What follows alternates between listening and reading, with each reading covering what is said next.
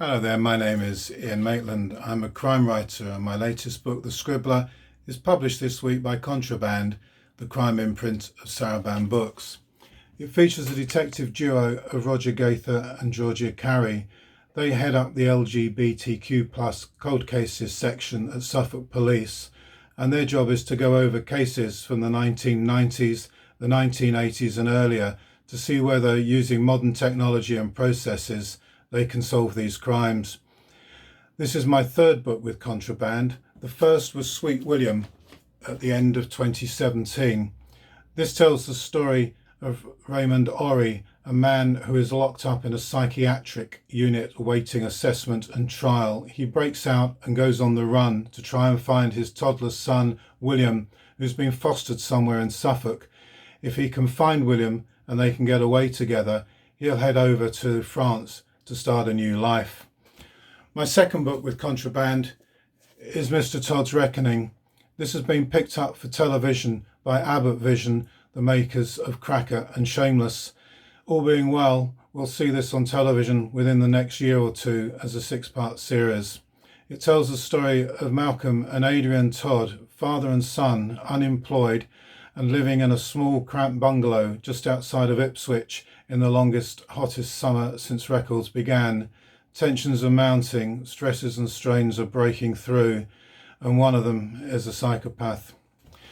The Scribbler is the first in a series of books featuring Gayther and Carrie. The Scribbler is a serial killer from the late 80s and early 1990s who killed gay men across Norfolk. Gayther was on the team who failed to catch the Scribbler, and now it seems he's back. Can Gayther and Carrie catch the Scribbler before the killing spree starts again? I'm going to read a small section from the book, and I've got it on screen behind us, so hopefully you'll be able to follow this easily enough. My eyes will probably wobble all over the place. The man with the latex gloves stood beside a copse of trees close to rundown public toilets in Acle in Norfolk. He coughed and wiped his runny nose, which he always seemed to have at this time of year.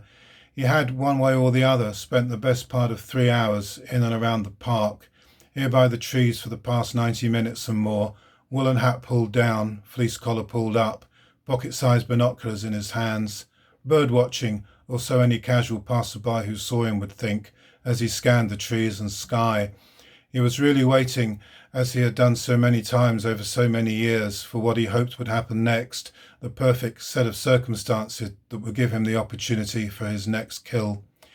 He noted who had gone into the toilets and who had come out. 2 teenage boys, one going in, the other waiting outside, were there for no more than 2 or 3 minutes. 2 women going into adjoining toilets and out as fast as they could. That was it, the only visitors. And then, as dusk approached and he was close to giving up and leaving, yet another wasted visit, a man walked by, on the path, a similar age but shorter and slighter, balding, rough and ready in anoraks and boots.